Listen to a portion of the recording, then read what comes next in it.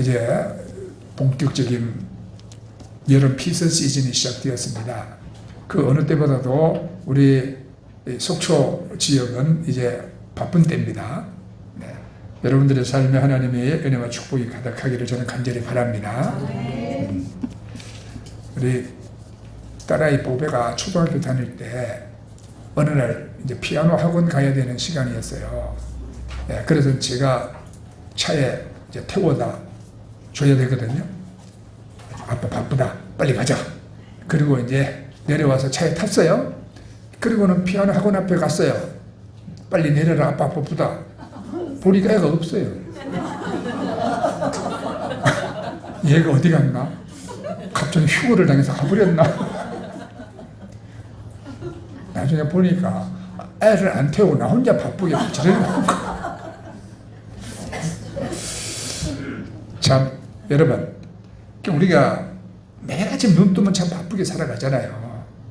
더 나은 내일을 위해서 다 사람들 계획을 세우고 땀 흘리고 무언가를 성취하기 위해서 온 힘을 쏟아붓습니다. 아이나 어른이나 전 다 바빠요. 그런데 여러분들이 그렇게 바쁘게 사시다가 문득 길을 걷다가 아니면 혹은 밤에 잠자리에 들기 전에 아마 이런 생각이 찾아올 때도 있었을 거예요. 내가 지금 무엇을 위해 이토록 바쁘게 달리고 있는 걸까? 내가 붙잡으려고 애쓰는 이것이 정말 나에게 복이 되는 것일까? 이런 생각들을 해보신 적이 있을 거예요. 오늘 읽은 우리가 본문 말씀 저자인 다윗도 역시 인생의 가장 깊은 어둠 속에서 이 질문을 마주했습니다. 오늘 이 시편 배경은 다윗이 큰 질병에 걸렸거나 아니면 극심한 고통과 징계 속에서 하나님의 침묵을 경험하던 때로 이게 추정됩니다. 처음에는 억울함과 아픔 때문에 입을 닫았어요. 내가 말로 죄짓지 않으리라 다짐하면서 침묵했습니다. 그런데 결국 다윗은 하나님을 향해서 부르짖기 시작합니다. 그 부르짖은 첫 마디가 오늘 본문 4절입니다. 여호와여, 나의 종말과 연한이 언제까지인지 알게 하사 내가 나의 연약함을 알게 하소서. 이상한 기도예요. 우리는 보통 오래 살게 해주세요 기도합니다. 근데 다윗은 내가 얼마나 짧은 존재인지를 알게 해주십시오 이렇게 기도합니다. 다윗이 구한 것은 나를 치료해 주소서 혹은 원수를 갚아주소서가 아니었습니다. 다윗은 먼저 내 인생의 끝이 언제인지 내가 얼마나 연약한 존재인지를 알게 해달라고 기도합니다. 왜 그렇습니까? 이 유한함을 깨닫는 데서부터 우리의 진짜 신앙이 시작되기 때문인 것입니다. 오늘 말씀을 통해서 우리 삶을 정직하게 대면하고 흔들리는 세상 속에서 결코 흔들리지 않는 여러분 진짜 소망을 발견하는 은혜가 있기를 축복합니다. 오늘 본문 속에서 다윗은 인생에 대한 세 가지 중요한 자각을 우리에게 들려줍니다. 첫째는 뭐냐면 인생의 길이는 하나님 앞에 정말 한 뼘에 불과하다는 거예요. 자, 5절에 주께서 나를 한 뼘 길이만큼 되게 하심에 나의 일생이 주 앞에는 없는 것 같사오니. 다윗은 자신의 인생의 길이를 한 뼘에 불과하다고 고백합니다. 여기 히브리 원어로 테파흐라고 쓰는 단어를 말하는데 이 단어는요 손가락 4개, 이 손가락 4개를 합친 너비만큼이에요. 그러니까 이 손바닥 넓이 정도의 아주 짧은 길이를 뜻합니다. 다윗이 내 인생이 하나님 앞에서는 이 정도로 짧습니다 말하는 거예요. 영원하신 하나님의 시간표 위에 우리의 인생을 다 올려놓으면 그것은 존재하지 않는 것, 없는 것과 다름이 없다는 그런 고백입니다. 우리에게는 길게 느껴지는 인생도 영원의 하나님 앞에서는 한순간입니다. 그래서 모세도 시편 90편에서 우리의 연수가 70이요 강건하면 80이라 그리고 우리에게 우리의 날 계수함을 가르치사 지혜로운 마음을 얻게 하소서 이렇게 기도했습니다. 그러니까 여러분 인생이 짧다는 사실을 아는 사람이 가장 지혜로운 사람입니다. 우리는 이 땅에서 80년, 90년 혹은 이제 100년을 살아가면서 그것이 굉장히 긴 시간이처럼 우리가 착각합니다. 거창한 계획을 세우고 영원히 살 것처럼 행동합니다. 하지만 인생의 황혼기에 접어든 어르신들께 여쭤보면 다 하나같이 말씀합니다. 눈 깜짝할 사이에 지나갔다. 그래요. 어제 우리 동해시에 우리 순복음교회 하나가 새롭게 이제 창립 예배를 드렸습니다. 저보고 새로 목회를 시작하는 목사님에게 좀 권면의 말씀을 좀 하래요. 근데 그분이 목회 초년병 젊은 사역자가 아니에요. 나이는 50이 넘었고요. 여의도 순복음교회에서 20년간 전도사로 그렇게 사역하던 분이었어요. 훈련되고 사역 현장에서 20년 동안 일을 했어요. 목회 뭔지 다 알고 있고요. 그리고 20년을 거기서 있었다는 사실은 이미 능숙하게 잘하는 목회 전문가가 됐다는 이야기예요. 그런 사람 앞에 내가 뭘 더 잘하라고 권면을 할 수 있을까요? 네. 내가 고민해 봤어요. 근데 한 가지, 세월은 금방 지나간다는 거예요. 성공하려고, 이제 이 목회 성공하려고 막 애를 쓰고 잠 안 자고 기도 많이 하고 사람들 마음을 얻고 경우에 따라 사람을 잘 다루고, 그죠? 그런데 그것이 이미 20년 동안 여러분 훈련되고 또 내가 그 일을 종사했다면 이거는 이제 목회로 보면 굉장한 기능인이 된 거예요. 기능인, 그죠? 성경도 잘 알아요. 기도도 잘해요. 사람도 노련하게 잘 다뤄요. 그런 기능은 갖췄다. 그런데 하나님이 우리가 원하시는 것은 그런 우리가 노련한 기능인이 되는 걸 하나님이 원하시는 건 아니거든요. 하나님 우리가 원하시는 것은 뭘 원하십니까? 네? 너희 안에 이 마음을 품으라. 그 그리스도 예수의 마음이니 그분은 하나님과 동등됨을 받을 것을 원치 아니하시고 마음을 비워서 도리어 육신을 입으시고 이 낮고 낮은 땅에 오셔서 우리 인간들처럼 되셨고 가장 낮은 자리에서 낮은 자들을 사랑하시고 섬기셨고 저들의 죄를 용서하시고 그들을 구원을 위해서 십자가에 대고 죽으셨다 이 말이에요. 그죠? 우리가 어떤 대단한 기능이 되는 거와 이 예수님을 닮아서 예수일 하는 거는 이게 차원이 다른 거예요. 그렇죠? 그래서 제가 세월 빨리 지나가니까 너무 성공하려고 내 자신의 어떤 그런 팩트를 더 쌓으려고 노력하지 마시고 예수님 마음 품고 예수님 일 잘 하시라고 부탁을 드렸어요. 그리고 한 가지, 제가 내년이면 속초 와서 목회 사역한 지가 이제 40년이에요.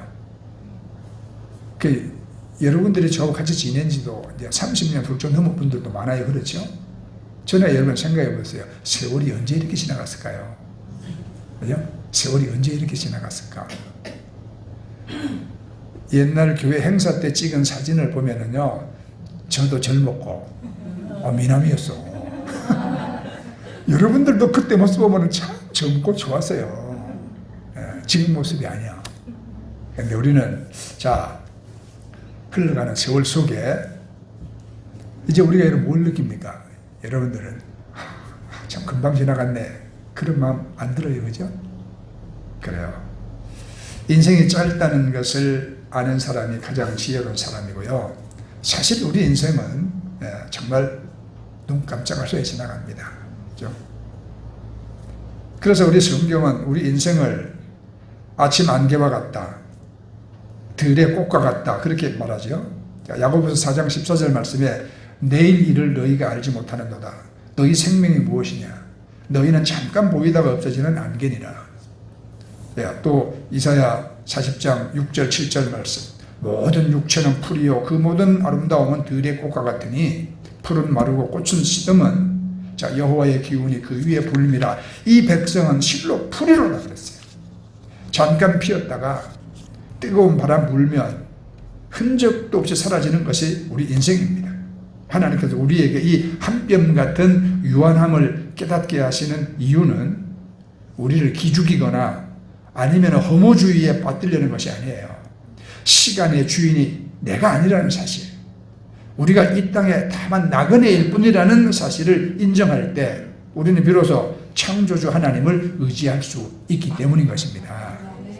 그래서 여러분 바쁘게 무언가를 성취하려고 살아가지만 실상 이 바쁜 가운데 우리가 내 자신이 유한하다는 사실을 잊어버리면 안 돼요. 그리고 창조주 하나님을 잊어버리면 우리가 안 되는 거죠. 자, 그래서 두 번째는 인간이 든든히 서 있을 때조차 그저 입김 같을 뿐이다. 5절 하반절입니다. 사람은 그가 든든히 서 있는 때에도 진실로 모두가 허사뿐이나이다 그랬거든요. 허사라로 이 번역된 히브리어 단어가 헤벨이라는 단어인데, 여러분 전도서 보면은 제일 많이 나오는 말이 뭐예요? 헛되고 헛되니 헛되고 헛되도다 그러잖아요. 요 헛되도다 할 때 사용된 단어예요. 이 허사라는 말이. 그러니까 이건 의미는 입김, 숨결, 안개 이런 걸 의미합니다. 겨울철 차가운 공기 중에 우리가 입을 열면 하얗게 뿜어져 나왔다가 1초도 안 돼서 싹 사라져버리는 그 입김이 바로 우리 인생의 본질이다 이 말입니다. 주목할 점은 다윗이 이 고백을 언제 하고 있느냐, 막 병들고 약할 때뿐만 아니라 그가 든든히 서 있는 때에도 그렇다고 말합니다. 그러니까 아무리 건강을 자랑하는 사람도 바이러스 하나에 무너집니다.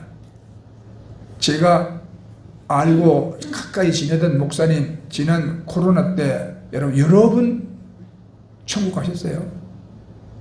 매일 아침 일어나서 조깅하고 자전거 타고 말이에요. 건강관리 열심히 하던 분이, 난 이상해. 그런 분들이 코로나로 다 세상 떠나시는 거 보면 나같이 빌빌한 사람은 먼저 가야 될 것 같은데, 우리가 여러분 그렇게 건강을 자랑하는 사람도 그 바이러스 하나에 무너진다. 그러니까 아무리 견고한 성을 쌓고 막강한 권력을 쥔 독재자도 한순간의 역사의 귀한 길로 여러분 사라집니다. 평생을 바쳐서 쌓아 올린 부와 명예도 죽음이라는 거대한 파도 앞에서는 모래성처럼 힘없이 다 씻겨 내려가 버리고 말아요. 그러니까 우리가 든든히 서 있을 때 사람들은 안심하잖아요. 야, 이제 내 미래는 보장되었다고 믿습니다. 그러나 성경은 경고합니다. 그 화려하고 단단해 보이는 그 순간조차 하나님 보시기에는 한 자락 입김에 불과하다는 것입니다. 나의 힘, 나의 배경, 나의 건강, 이런 거 의지하는 것이 얼마나 허무한 일인지를 우리가 깨달아야 합니다. 세 번째, 세상에서의 모든 몸부림은 그림자처럼 허황된다는 사실이에요. 6절에 진실로 각 사람은 그림자같이 다니고 헛된 일로 소란하며 재물을 쌓으나 누가 거둘는지 알지 못하나이다. 다윗은 눈에 보이는 인간의 모든 활동을 두 가지로 요약해서 말하잖아요. 그림자같이 다니는 것과 헛된 일로 소란하며 재물을 쌓는 것. 그림자는 오래 남지 않습니다. 햇빛이 바뀌면 여러분 또 곧 사라지잖아요. 우리 인생도 그렇습니다. 그림자는 허상일 뿐입니다. 어른아이 할 거 없이 아침부터 밤까지 참 바쁘게 살아요. 그러나 돈, 명예, 승진, 사업, 결국 하나님 없이 이루어진 것 영원하지 않습니다. 하나님 없이 살아가는 인생의 모든 바쁨과 화려함은 그림자와 같다고 말하는 거예요. 또 사람들은 소란하며 재물을 쌓는다고 합니다. 여기서 소란하다는 것은 온갖 걱정과 불안과 경쟁과 시기심으로 마음이 분노하게 막 끌어오르는 상태를 뜻합니다. 그렇게 해서 악착같이 재물을 모으지만 다윗은 묻습니다. 그걸 누가 거둘는지 너는 알고 있느냐? 평생 모아도 내 거 아닙니다. 다 두고 가야 합니다. 전도서에는 내가 모은 것을 다른 사람이 쓰게 된다고 말합니다. 그러니까 누가복음 12장에 나온 어리석은 부자의 이런 비유 기억하시죠? 밭에 소출이 가득했어요. 이제 창고를 더 크게 짓고 내 영혼아 쉬고 먹고 즐기자 할 때 하나님은 말씀하십니다. 어리석은 자여, 오늘 밤에 내 영혼을 도로 찾으리니 그러면 내 준비한 것이 누구의 것이 되겠느냐? 평생을 수고하여 모은 것이 나를 구원하지 못하고 내가 떠난 뒤에 누구의 손에 들어갈지도 알 수 없다는 이 엄연한 사실 앞에서 우리는 남은 삶을 지혜롭게 살아가야 할 것입니다. 하나님이 써주셔서 제가 세계 참 여러 나라를 많이도 돌아다녀 봤어요. 내가 어느 날 생각해 보니까 참 내가 영어도 제대로 못하는 것이 참 많이도 돌아다녔구나. 근데 오라는 데가 있으니까 간 거 아니겠어요, 그죠? 근데 간 데마다 힐튼 호텔이 있다는 사실. 네, 세계 어느 나라를 가도 큰 도시에는 거의 다 힐튼 호텔이 있더라고요. 이 힐튼 호텔을 전에 세운 힐튼, 콘레드 힐튼을 후세 사람들은 호텔 왕이라고 불러요. 자, 이 콘레드 힐튼은 막대한 재산을 남겼습니다. 근데 말년에 이렇게 말했어요. 돈이 사람을 행복하게 하지 않는다. 이런 말을 자주 했답니다. 그러니까 우리가 그럼 반대로 그럼 돈 없으면 행복하냐? 이렇게 질문하겠죠, 그죠? 네. 근데 이제 그렇게 생각하는 사람은 좀 삐딱한 사람이에요. 자, 그렇게 들이대지 마시고. 돈이 있으면 우리가 인생이 마냥 행복해지냐? 그거 아니라 이 말이에요. 돈 있으면 좀 편리하게는 살아. 그러나 그 돈이 우리를 행복하게 하는 것은 아니다 이 말이거든요. 예. 사실 가난할 때 서로 돕고 여러분 참 사랑하고 살던 그런 부부가 사업 성공하고 돈 벌어놓고 나니까 이혼합니다. 그런 일 있어요, 그죠? 네. 쉬운 예로 춘천에 감자빵이라고, 네, 감자빵이라고 부부가 열심히 노력해서 만들어서 시판했는데 히트를 쳤어요. 그래서 막 매출이 늘어나고 수입이 막 쌓입니다. 근데 그것 때문에 둘이 다툼이 생겼어요. 네. 사업을 시작할 때 우리 친정아버지가 이렇게 도와줬으니까 이 수익에 대한 지분을 내가 얼마나 더 많이 가져야 된다, 뭐 이런 것 때문에 싸움이 생겨서 결국은 이혼했대요. 우리 좀 전에 여기 속초 비행장 옆에 실로암 막국수라고 있었지 않습니까? 정주영 회장께서 와서 식사하시고 난 다음에 거기가 유명하게 떠가지고 얼마나 많은 사람들이 찾아갔어요, 그러죠? 네, 그 집도 더 많이 벌었어요. 그런데 그 집 부부도 이혼했어요. 유명하지 않고 그저 그렇게 살 때는 두 부부가 열심히 일해서 그렇게 일하고 식당 키우고 하더니 유명해지고 돈 벌고 나니까 이혼해버리더라고요. 자, 그러니까 여러분 확실히 돈이 사람을 행복하게 하는 건 아니에요. 그렇죠? 그러니까 저는 선교 사명을 받아서 내가 참 선교지에 다니면서 많은 선교사들의 삶을 내가 함께 사역하고 보기도 했잖아요. 평생 선교에 헌신했던 많은 선교사들은요, 참 가진 것은 적었지만 하나님이 부르실 때 다 참 평안하게 생을 마치더라고요. 네. 그러니까 재산이 아니라 하나님이 행복의 근원이에요.